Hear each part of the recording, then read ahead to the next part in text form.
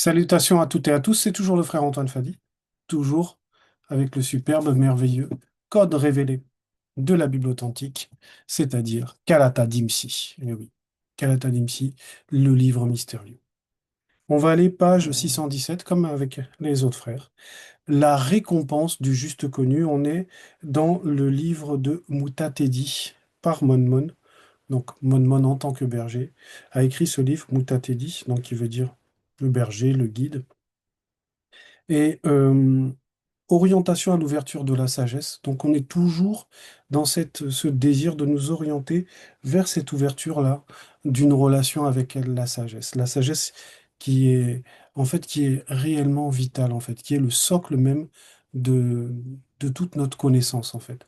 Notre connaissance, l'intelligence qu'on a, doit manifester la présence de cette sagesse. Et nous sommes dans le chapitre 15. Le titre c'est La récompense du juste connu. C'est c'est une exhortation d'encouragement, en fait. Parce que il faut comprendre, en fait, la récompense et pourquoi on insiste par rapport, donc, à la récompense du juste connu. Voilà. Donc, le juste, c'est qui? C'est celui qui pratique la justice. C'est celui qui se comporte, donc, qui agit conformément à la justice, à l'équité, à la vérité. Donc, ça veut dire que ses actes, sa manière de faire, ses pensées, etc., reflètent en fait ce qui est juste, c'est-à-dire ce qui est agréé par le Verbe, et qu'il n'y a pas de choses qui sont cachées en fait. Donc, on va pas dévoiler des choses qui seraient cachées parce qu'il le fait en pleine exposition, parce que il désire donc être, on va dire, comme le monde le dit, un peu dans une forme de transparence par rapport à son amour pour le Verbe, au respect des lois, aux commandements, aux préceptes. Donc, lui, il n'y a pas de fourberie normalement dans le juste. Il agit sans arrière-pensée, sans que quelque chose soit caché en fait. On n'a pas besoin de dévoiler quelque chose sur le juste. Le juste, lui, il agit selon la justice. C'est comme ça que on va dire, on reconnaît le juste. Et derrière le juste, enfin, on va dire avant le juste, il y a cette récompense qu'on va donner à ce juste, justement, à cette personne qui agit conformément au Verbe. Donc, en gros, on va lui accorder quelque chose, on va lui donner quelque chose, parce qu'il y a eu des bonnes actions, c'est-à-dire des actions de justice de sa part. Il a été fidèle au Verbe. Donc, il a, en gros, il a ce qu'on appelle le mérite. Voilà, ça, c'est vraiment, le Verbe fonctionne au mérite. C'est très important de comprendre cela parce que le juste, c'est celui qui mérite, en fait. Donc il est récompensé pour ce mérite, il est récompensé pour sa fidélité, sa droiture, puisque derrière la justice, c'est la droiture, donc par rapport aux lois du Verbe, de l'Oba. Donc c'est ce que normalement nous devrions vivre, la récompense du juste connu. Donc avant de rentrer dans ce chapitre 15, on va aller dans le livre de l'Akisabé pour lire en fait ce qui est indiqué dans ce livre de l'Akisabé. L'Akisabé, donc, c'est celui qu'ils ont appelé Jean dans les Bibles falsifiées, mais son vrai nom, c'est l'Akisabé, qui veut dire pardonner. Et oui. Parce que il faut qu'on nous pardonne d'abord aussi pour que nous puissions marcher après dans la justice. C'est ce qui s'appelle la grâce. C'est page 1142, exactement. 1142, voilà. Donc 1142, on est dans le livre de l'Akisabé. Pop, pop, pop. Est-ce que j'ai dit 1142?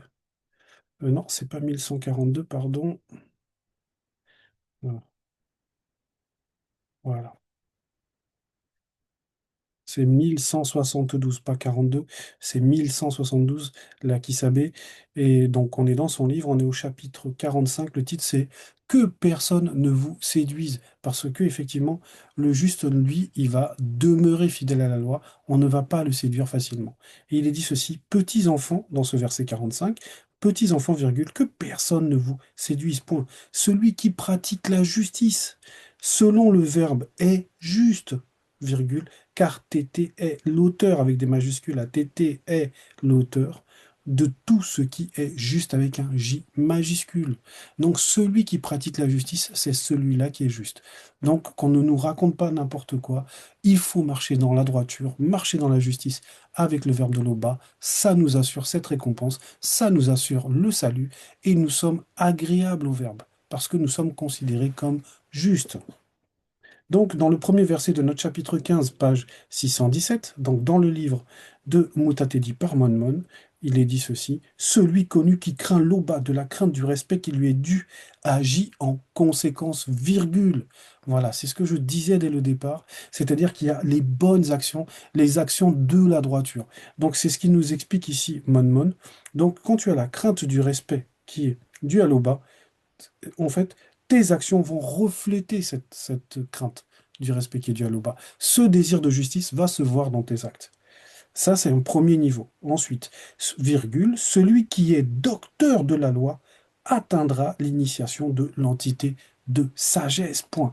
Donc là, en fait, il nous donne deux niveaux, en fait dans l'avancée, dans la marche spirituelle. Il y a d'abord, on marche parce qu'on a la crainte du respect qui est dû, et comme Mon lui-même l'a expliqué, c'est le commencement de la sagesse. La crainte du respect qui est dû à Tété, c'est le commencement de la sagesse.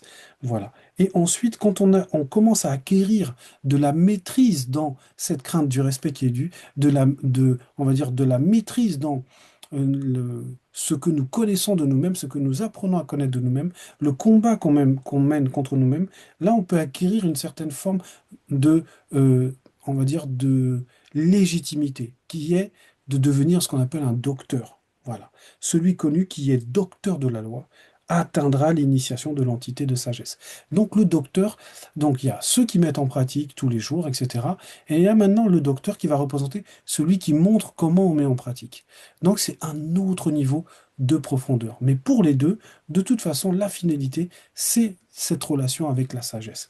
Parce que même le docteur, on lui dit, comme celui connu qui est docteur de la loi, atteindra l'initiation de l'entité de sagesse. Donc lui, il ira jusqu'à cette fameuse ouverture de la sagesse, puisque l'initiation va représenter l'ouverture. Donc, deux états de conscience. C'est bien de voir la crainte du respect qui est due, à l'aubin, de marcher dans la crainte, mais maintenant il faut aller jusqu'à une forme de maîtrise, ce qu'on appelle le doctorat. Voilà, ça veut dire qu'il faut être capable d'enseigner en fait la manière d'agir du juste.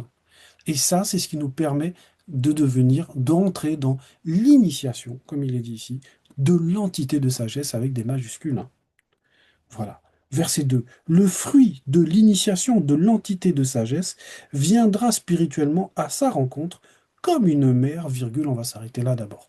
Donc on nous explique que à ce docteur-là, à celui qui craint la crainte du respect qui est dû, ATT, parce que c'est un docteur, c'est aussi quelqu'un qui a la crainte du respect qui est dû à l'Oba, lui, lorsqu'il va atteindre cette initiation, lorsqu'il va arriver à cette ouverture, donc pour entrer dans cette initiation, il va voir cette initiation comme un fruit, parce que c'était la première nourriture de Moto, c'était la première nourriture, on va dire, de l'homme, c'était lui représentait la loi, mais néanmoins, les fruits vont représenter les lois, les enseignements, les préceptes. Donc c'est, on va dire, la nourriture normale pour l'homme. Le fruit, c'est ce qu'on nous dit. Le fruit de l'initiation, de l'entité de sagesse, viendra spirituellement à sa rencontre comme une mère. Et oui, comme une mère, parce que la mère, en fait, va représenter le début de l'initiation pour l'enfant que nous sommes. Puisque bah, c'est la mère qui allait, c'est la mère, en gros, on est comme des enfants dans cette initiation. Et donc la mère, c'est celle qui nous materne, qui nous nourrit, qui nous explique les choses. Et ensuite, on nous dit, virgule, comme une épouse vierge, virgule, il l'accueillera. Oui, oui. Donc, cet enfant-là, donc, va devenir grand, en fait. Et là, il va avoir besoin d'une aide, donc ce qu'on appelle une épouse. Il va avoir besoin de cette aide pour toujours avancer, pour toujours se remettre en question, grandir dans son initiation. Et là, donc, lui-même qui est devenu grand, mais son initiation continue toujours. Là, maintenant, on va prendre l'image de la femme, en fait, qui va représenter l'aide. Et cette aide ici représente la sagesse. C'est ce que ça veut dire. C'est la sagesse qui devient maintenant l'aide même de cette personne. C'est ça l'initiation de l'entité de la sagesse.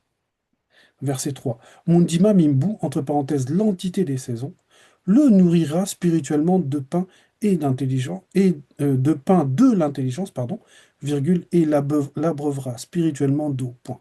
Là, on nous montre même que une entité comme Mundima Mimbu, qui est l'entité des saisons, a son rôle aussi spirituel dans l'initiation qu'on peut recevoir de la sagesse.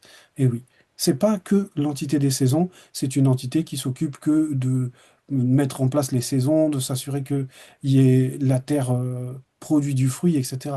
Il y a toutes les entités sont spirituelles et toutes les entités ont un rôle spirituel dans notre vécu, dans notre initiation, dans notre parcours.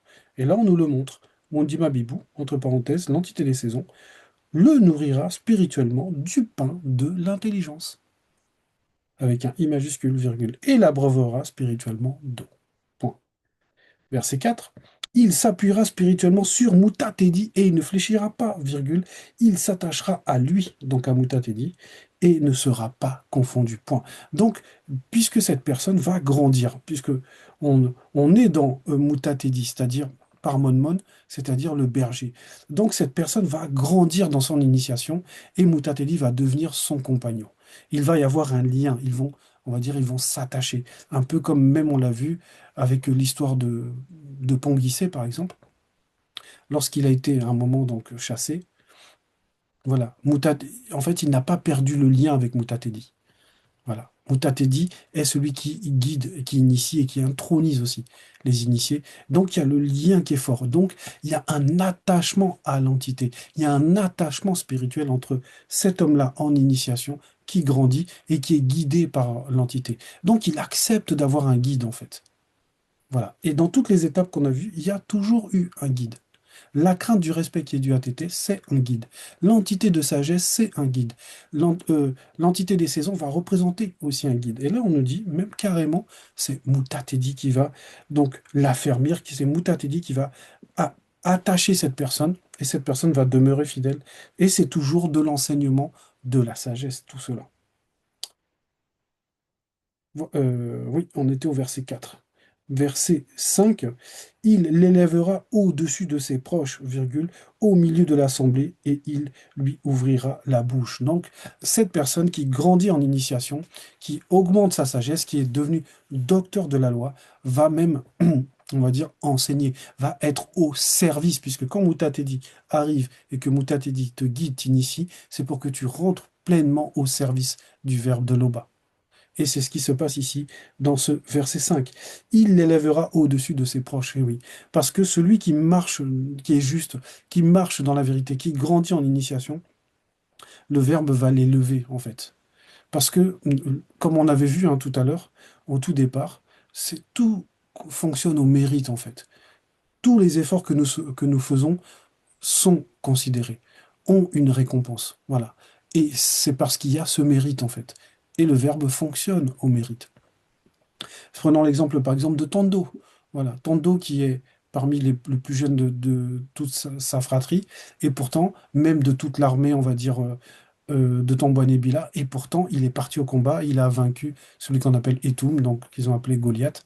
Et voilà, et alors que les autres, on va dire, étaient quand même des guerriers affermis, ses frères aussi, pouvaient sortir de leur corps, aller mener des combats spirituels.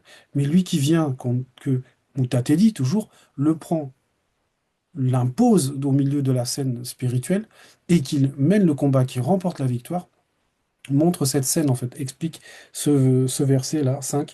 Il l'élèvera au-dessus de ses proches, virgule, au milieu de l'assemblée, point, il lui ouvrira la bouche, voilà. Et donc il va s'exprimer, le verbe va passer par lui. Il devient donc serviteur, il rentre au service du Verbe. Verset 6. Il, entre parenthèses, le juste connu, trouvera joie et couronne d'allégresse, virgule, il obtiendra un renom, entre parenthèses, bonne réputation. Et oui.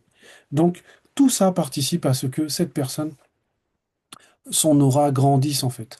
Sa spiritualité se voit de plus en plus et la personne obtient une forme d'admiration, de respect, parce que il est juste. Verset 7. Mais les insensés ne l'atteindront pas, virgule, les pécheurs ne la verront pas. Et oui, point. Qui, quand on parle de qui là, en fait, tous ceux qui ne méritent pas cette initiation de l'entité de sagesse, on va dire cette sagesse-là, eux, ne seront voilés en fait. Parce qu'ils ne méritent pas, ils ne marchent pas dans la justice. Verset 8. Elle se tient loin de l'orgueilleux, virgule, les menteurs ne se souviendront pas d'elle, entre parenthèses, de l'initiation de l'entité de sagesse.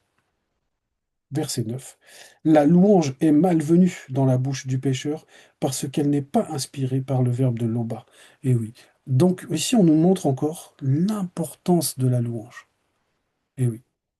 L'importance de savoir louer Loba par le chant ou même dans la prière, mais l'importance de savoir chanter en fait pour Loba, pour le remercier, pour, on va dire, toute forme de, on va dire, d'émotion qu'on peut vivre, comme on peut le voir dans les psaumes. On va toujours garder l'exemple de Tando. Voilà, beaucoup de psaumes parce que beaucoup de choses à dire par le chant, beaucoup de dommages qu'il a rendus par le chant, parce que cette personne, Tando, marchait le plus possible aussi dans la droiture, dans la justice. Donc, Tando est un excellent exemple de ce juste connu qui va recevoir la récompense, hein, tout simplement. Donc là, on nous montre, verset 9, l'importance de la louange. Verset 10, c'est la sagesse qui fait prononcer la louange, virgule, c'est le verbe de Loba qui l'inspire. Ouh, ça c'est très beau. Voilà. Et on comprend, parce que même quand on lit les psaumes, on voit l'amour, l'attachement, la manière de considérer le verbe, les mots choisis, vraiment, même dans certaines prières de Tondo, il y a un langage, il y a vraiment c'est vraiment perceptible en fait, ce désir d'aimer le verbe et d'honorer Loba par son verbe. Et là, on le voit, l'importance, on nous montre que la louange, c'est la sagesse qui fait prononcer la louange, virgule, c'est le verbe de Loba qui l'inspire. Donc la louange, c'est extrêmement important. Donc il y a tous ces éléments qui rentrent en compte dans notre manière d'être juste. Même le chant, il faut qu'il soit juste. Eh oui, parce que quand on chante mal, on dit que ah, tu chantes pas juste. Voilà. Alors qu'en réalité, dans le chant, il y a cette manifestation de la justice. Voilà, c'était l'exhortation. Tété, Loba est toujours glorifié.